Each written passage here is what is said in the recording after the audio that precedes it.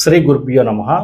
ఈరోజు మనం జ్యోతిష్ శాస్త్రంలోని తండ్రి యొక్క ఆస్తి అంటే ఆడపిల్లలకి వారసత్వంగా వస్తుందా, వారు తండ్రి ఆస్తిని చేయించుకుంటారా లేదా తండ్రి ఆస్తే రాదా అన్న విషయాన్ని ఇవాళ మనం జ్యోతిష్ శాస్త్రం ద్వారా తెలుసుకుందాం.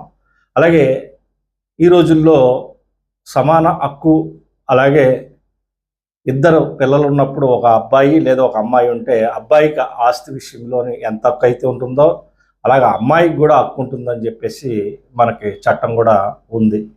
అయితే జ్యోతిష్ శాస్త్రంలోని చట్టం రాకముందు కూడా తల్లిదండ్రులు కొంతమంది ఆడపిల్లకు కూడా కొద్దిగా ఆస్తి రాసేవడం అనేది మనకి కనపడుతుంది. అయితే వివిధ కారణాల చేత చాలా